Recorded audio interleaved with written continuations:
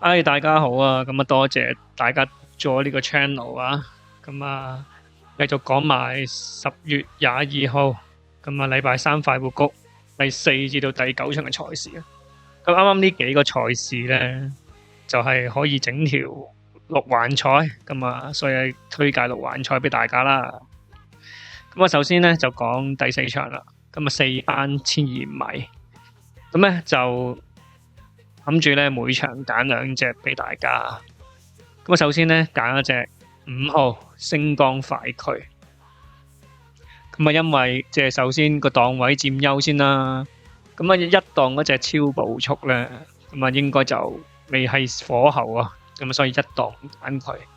咁然之後啦，就揀2檔呢隻啦。咁咧呢隻馬咧，即係應該咧就會係懶懶地嘅。咁我亦試咗一課集，即係最近嗰次啊，咁就係10月9號嘅，咁啊平平無奇。但其實咧，佢9月26號又試咗多課集嘅，即係在數之前多一課集。咁其實嗰課集咧，其實好好。咁啊，我覺得佢有意咧，就係專登掩人耳目，試多課集，就俾唔到走勢俾你睇咁樣。因為最近即係有賽績嘅馬咧，其實都係試著係跑得好嘅。咁好似上個賽日啦，即係3T 場次嗰個金玉良言啦，其實睇翻記錄咧，佢贏咗課試集㗎，即係贏咗課試集都可以即係8幾倍，真係犀利啊！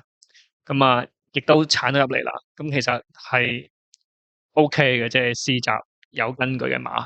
佢後邊嗰隻有形量，即係嗰場跑第4嗰隻有形量啊，50幾倍。其實呢隻都係試集跑得好。咁啊，所以咧，今次就喺試集裏邊揾下啲古惑馬啦。咁呢隻係古惑馬嚟嘅，即係試集試好咗，咁啊整一場掩人耳目，然之後咧就亦都今季初出，咁啊有進步，就大家都唔知道，一個練馬先知道。咁啊揀呢啲咧，即係隨時又係爆到飛飛走跳嘅。咁啊，所以咧就執咗呢隻5號啊，星光快驅先。咁啊，即係數其他馬咧，其實點解變咗個熱門擺頭咧？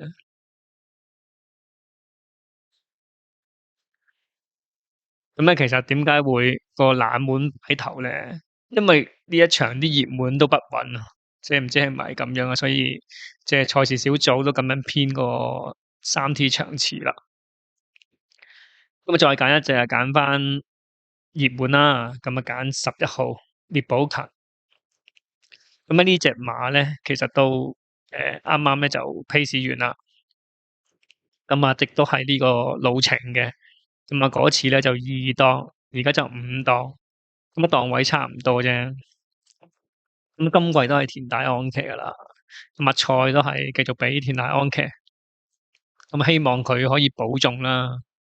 咁啊，上次咧就輸俾杜月橋啊，銀翅勇士。咁銀翅勇士即係都唔差嘅。咁啊，而且咧杜月橋咧應該仲有即係1兩邊係手嘅。咁所以嗰個賽績咧其實係幾好。咁啊，所以咧就揀埋呢隻。咁啊，第4場咧大尖嘅推介咧就係5號啦，星光快驅，同埋11號葉寶勤。咁跟住第5場，咁4班1650米。咁呢度咧就即係都有少少亂噶啦，即係除咗隻即係堅多福同埋標致兩子，即係比較有賽績咧，咁其他多啲都係差唔多水準。咁啊，即係揀就呢兩隻一定要揀一隻咁樣嚟放落六環賽噶啦。咁我所以咧就揀12號啊，堅多福先。咁呢隻即係季初已經 win 咗啦，win 完之後繼續入位置。咁啊，今次咧就係繼續即係照板煮碗啦。咁上次12檔啊，都俾佢即係跑個第3翻嚟。咁今次咧排翻個中檔，其實更加好跑嘅。咁啊，即係其實4班冇問題嘅呢隻馬，即係唔係5班識贏嘅。咁啊，4班其實都有戰鬥力嘅。咁啊，所以就可信程度係高啲啊，即係我自己覺得，相比起標致兩字，咁所以咧就揀咗佢先。標致兩字咧就，我覺得就即係搏咗兩場都贏唔到啊，咁就稍微差少少，咁啊唔知個體力夠唔夠啦，咁啊唔係好敢揀佢。咁啊，另外執多隻咧，即係因為六環賽啊嘛，咁通常都即係一熱一冷咁樣包住啦。咁所以咧，揀另外一隻咧就揀個冷啲嘅，不過可能都唔會太冷。咁我睇中告東尼嗰隻啊，2號加州勇盛。咁啊，告東尼咧好興，即係突然間咧整啲冷嘢落嚟嘅。咁我啲加州係啊，更加係佢嗰啲係啦。咁啊，所以咧就執一執呢隻，即係突然間爆出嚟咁樣，三 T 長次，隨時都廿零倍啊！呢啲馬，咁啊佢放喺前邊走嘅，咁啊主動性高啲啦，即係擺喺前邊，有可能放頭或者守二三位。咁啊1650咧就未跑過嘅，之前都係跑沙田嘅，咁所以1650咧都係一個屬於不明物體嚟噶啦，即係未知係咩料。咁啊，即係可能得嚇，不過其實咧，如果你睇埋個血統啊，唔知可能得啊，係一定得添啊！而且咧係越長越好啊！呢隻馬，咁佢父系一錘定音，咁啊贏馬路程由1200去到2400噶啦，咁啊贏澳洲打比啊，即係啲2400米嗰啲賽事，咁啊而家咧就只係1650啫，即係冇問題啊1650，即係跑1800、2000、2200都可以啊！咁啊，阿媽嗰邊咧就偏向短途啲，咁啊，所以咧，即係告東尼都係未試到咁長啦，即係先試下1650先，睇佢嘅即係實力到唔到，到啊再睇下會唔會再跑長啲啦。我睇佢個身形咧，即係千零磅都似係長途馬嘅啲跑法，即係可能1600、1800、2000咁樣，即係千個千八最好嘅。咁啊，佢真程上去1650其實 OK 嘅。咁啊，即係季內就先跑一場1400先啦，初出，跟住就1200，而家上翻1650，咁啱翻即係呢隻馬個跑法嘅，咁所以咧就寶物尋寶啊，咁啊呢隻啦，咁啊2號加州勇盛，咁所以第5場咧，解尖就介紹啊，即係12號堅多福同埋2號加州勇盛。咁跟住咧就講第6場啦，第6場就二班跑1000米，咁啊呢個賽日嘅重頭戲啦，浪氹錦標讓賽，咁啊二班嘅，咁啊75分至到100分嘅馬可以報，不過呢度咧出馬9匹，咁啊都係即係78分至到88分嘅馬報咯，咁啊90幾分啲馬都冇報。咁啊唔知點解啦，即係唔通有啲擂台躉喺度，即係又唔覺喎，其實都幾平均喎呢場。咁好，咁首先咧就揀咗5號啊，顏色之王先。咁呢隻馬咧都算係即係尤達榮手上邊比較高評分嘅一匹馬嚟噶啦。咁俾佢分數高嘅咧，就係幹練魅力啊、大至尊啊、維港智靈。咁啊，維港智能都腦退得好勁啊！即係咁啊，當年魅力就即係啱啱100分咁啊。如果報呢場嘅話咧，其實就係孭最重磅，咁所以亦都唔會跑呢場啦。咁所以佢係派咗即係顏色之王啦，咁啊跑呢場。咁我覺得機會都幾大嘅，呢隻馬都係即係1000專家啦，可以講。咁佢兩 win 都係喺1000度即係攞到嘅。咁啊，即係相比起其他咧，係高一班嘅，我覺得，即係個實力係高啲。咁所以啊，執咗佢先啦。咁啊5號啊，顏色之王。咁啊再數咧，就係即係再揀告東尼啊。咁啊，杯賽都係唔可以唔揀告東尼，成日都捧杯啊，唔知點解，即係告東尼會專睺啲杯賽咁樣。咁啊，百眾巨星亦都係啦，1000就最耍家噶啦。咁啊，初出即係今季啊，初出第一場，咁啊已經執咗場1000噶啦。咁啊，財名小騎。咁其實上季季尾咧，亦都執咗場1000嘅，即係隻馬好似月老咧就1000仲好過1200，即係以往佢係1200好啲噶嘛，咁而家已經變成1000碼啦，咁啊都係啲放頭擺喺前邊嘅，咁啊1000都係快鬥快噶啦，都係放喺前邊嗰啲即係比較着數啲噶啦，咁所以揀4號日進巨星啦。咁啊，其實其他馬咧好多都可以揀嘅呢度。咁我諗即係呢日嘅六環賽啊，最難都應該係呢關，因為真係幾乎隻隻都揀得啲神希里人啊，即係星仔快車啊、馬力啊，甚至乎即係已經老咗啦嘅狀元及第啊、一級賽冠軍啊，咁都係即係可以喺度，仲要唔係孭最重磅喎，即係都幾難揀嘅呢場。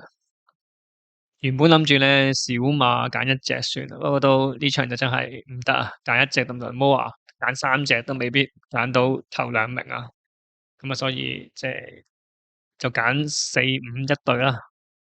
咁大尖六環彩提供啊，即係第6場啊，4號即係霸進巨星同埋5號顏色之王啊。咁跟住啦，就第7場，咁啊4班跑1200米，咁啊係即係頭先講緊第3場嘅拆組嚟嘅，因為第3場都係4班1200米嘛。咁啊啲銀翅勇士啊，即係就嚟咗呢邊啦。咁啊擂台等應該係銀翅勇士啦，大熱門啦。咁啊呢匹馬咧就好似好過即係第3場喎，好似勁好多。長勝力區亦都係即係4班嘅主力啊，即係真勝分子啊，主要嘅。咁啊起眼光亦都唔弱啊。咁啊，首先執咗銀翅勇士先啦，因為1檔再用阿黃志雲再減5磅，其實都好着數嘅。咁咧佢就即係初出就贏咗場啦，1000米，跟住1200米啊跑第2，就嗰陣時係3檔嘅。咁啊而家去返1檔，都係貼住埋欄放噶啦。咁啊佢亦都係即係最慳腳程噶啦，成場即係成棚馬裏邊啊。咁一定要執咗佢先噶啦，如冇意外都咁樣放翻嚟嘅，即係睇下會唔會買埋條二重彩，即係呢場。咁啊，跟住啊，即係第2就揀2號長勝力區啦，亦都咁長勝力區上季2 win，咁啊都係1200米嘅。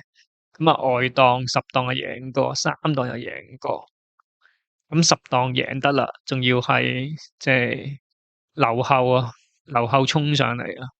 咁啊都即係有份實力嘅，咁所以即係上場啊，亦都算係熱門啦，7.5倍，但係咧就跑得麻麻地，即係跑第10，咁呢啲都係偉大慣常嘅處理方式嚟噶啦，即係熱門就唔得噶啦，退一退熱，咁啊如果回翻落去，即係9倍10倍咧，咁呢隻馬其實係幾抵搏。咁啊，因為對手方面，好似電玩精英呢啲都係4455咁，咁啊，即係紅道新星亦都係啦，咁啊，起眼光亦都係啊，即係345咁嘅，又好似難啲入 Q 喎，即係相對嚟講，咁啊，所以即係六環彩啦，咁我揀呢兩隻啦，咁啊，第7場咁啊，大占提供就係8號啊，銀翅勇士同埋2號長勝力區。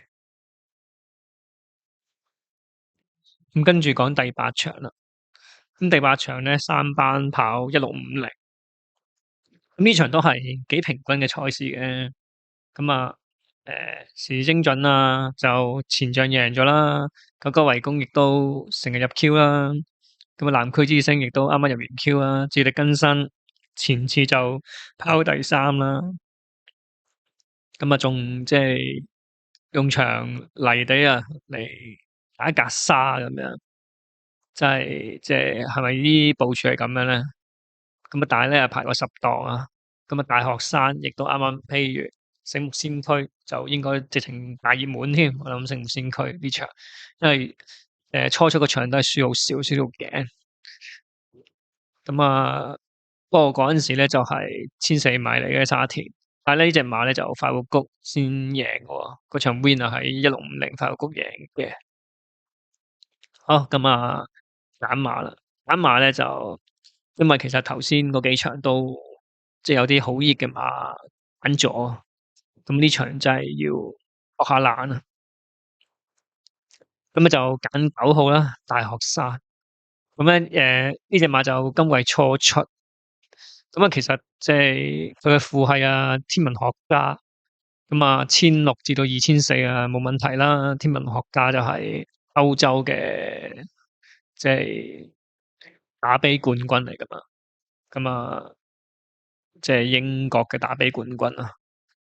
咁大學生即係1600可能都短咗啲添啊，即係可能2000先係佢最強。不過咧，佢上季咧就一直都跑1650，咁就即係執咗一 win 啦。咁今次咧就季內初出試咗課習，咁亦都贏咗。今次係有備而嚟嘅。咁如果賠率懶嘅話咧，因為呢場都幾多對手啊，咁賠率懶懶地，偉大會去馬咯。其實我覺得呢隻馬即係年紀大咗咧，6歲啦，其實更加好。即係睇佢嘅型格咧，並唔係話真係咁差嘅呢隻馬。即係我覺得係擺錯咗喺韋達度啫。即係如果擺咗喺蔡約翰度咧，咁可能戰鬥力更加強。即係擺咗韋達度就即係陰陽怪氣嗰啲啦。咁另外再揀啦，咁就揀隻5號啊，南區之星。咁潘頓騎嘅，咁執過一檔啦。其他嗰啲好可以揀嘅，即係時精進啊、九九圍攻啊咁樣。不過九九圍攻即係你九九係咧，都係覺得即係熱門就麻麻地，好似冷門就撐啲冷腳入嚟咁樣。咁我預期呢場會熱門嘅，因為啱啱都即係試過季初入咗條 Q 啊，同埋上場亦都輸得好近，即係呢個都係熱門嚟，所以係主動放棄。不如即係試下隻南區之星啦。南區之星都即係上次輸咗短馬頭位嘅，咁繼續用潘頓，咁佢有機會保中嘅。咁真情即係200，即係50米，即係之前都係跑開1400啊嘛，而家1650。咁父系即係第一哩都冇問題嘅呢隻馬，咁冇問題啊，即係隨時保中嘅，睇下到時賠率點樣啦。咁但係都相對平均嘅呢場，即係好多馬都可以入到嚟，咁就揀呢兩隻啦。就大尖就提供9號大學生同埋5號啊南區之星。跟住講第9場啦，3班1200米啊，尾場賽事。咁咧就即係大熱門就應該落咗去連冠王道噶啦，因為咧就執咗2 win。咁季初即係執嗰場都贏得好輕鬆，咁大熱門應該呢隻噶啦。不過佢上次贏咧六倍幾，即係今次可能得翻3倍幾啊，即係抵唔抵搏啊？真係見仁見智啦。咁潘頓嗰隻天星，即係睇到佢季初係想搏嘅，不過2次都搏失咗。咁一場就即係跑第2，一場跑第5啦。買到即係上場2.4倍啊，都係跑咗第5。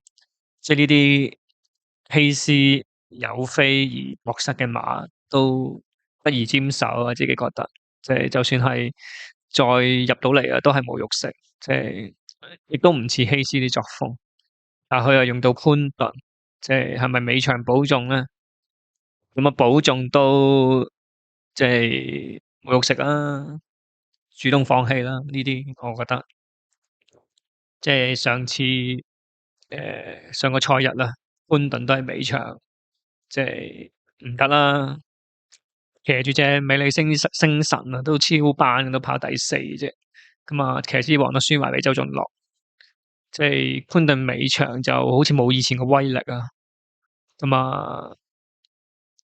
唔揀佢啦，亦都即係爬下懶咁樣啦。執隻9號啊，三軍勇將，咁啊呢隻係黃子雲嘅，咁啊可以減5磅啦，咁啊亦都黃子雲手上可以贏馬嘅，咁啊上場咧就即係因為啱啱贏完賣爛咗，咁啊所以咧就即係亦都輸咗，咁啊隔一格沙，睇下可唔可以保中啦。4升3咧，上次4班升3班啊嘛，咁啊未習慣係正常嘅，但其實輸得唔遠啊。即係如果佢即係適應咗3班嘅節奏咧，咁呢隻其實入到 Q 啊冇問題，即係可以揀。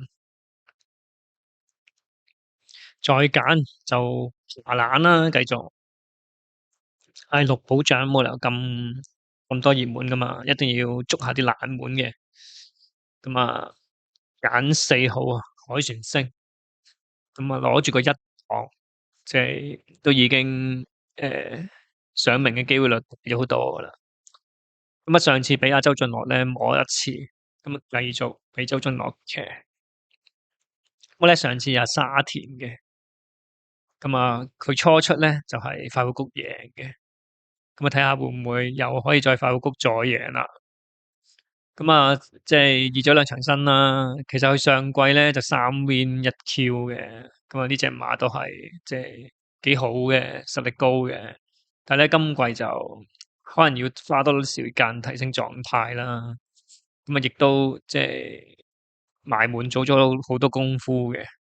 咁啊，即係搏下懶，因為其實其他馬咧，即係譬如勇霸龍咁，就即係贏完啦。之後就跑到第4啦，又輸少少咁啦。咁咧就美利寶區啊，即成日近啦，金牌會力亦都係啊，即係又好似即係差少少咁。問高八斗亦都係同類啦，即係又係3344咁啦。即係反而搏啲，即係一係就搏跑個大懶，即係凱旋星咁；一係就揾嗰啲贏過，好似三軍勇將咁，即係呢類啦。咁連冠王就即係格沙咁啊，咁啊，亦都唔揀佢啦，主動放棄啦。勇霸龍其實都可以揀嘅，如果大家中意可以揀下勇霸龍嘅。不過就我自己就唔揀咁多熱門啦。如果大家實力差唔多，博冷嗰個買熱嘅。咁超霸勝亦都係啦，即係季尾啊，上季尾話即係都幾犀利下，即係成日入位置。咁啊，睇下而家舊優復出又如何啦？不過都已經7歲啦，同埋上季尾贏完一場之後，亦都一個近字。咁啊，嗰2場啊，即係贏嗰場同埋 pay 嗰場咧，咁啊，一個1檔，一個6檔，咁啊，檔位係幫咗佢嘅。咁而家就12檔啊，應該都冇乜機會噶啦。係啦，好，咁就今次就講晒。即係4至到9場六環彩場次嘅提供啦，咁大家可以研究下條六環彩啊，因為事關六寶獎啊，會有多寶啊200萬，咁啊專玩啲多寶場次啊，其實 OK，即係分都分多啲啊嘛，好似上個賽日捉完嗰場有翻100萬嘅4重彩4連環多寶咧，其實可以即係趁有多寶啊買下，分翻多啲。好，咁今次就介紹咁多啦，咁我哋再見啦，祝各位好運，拜拜。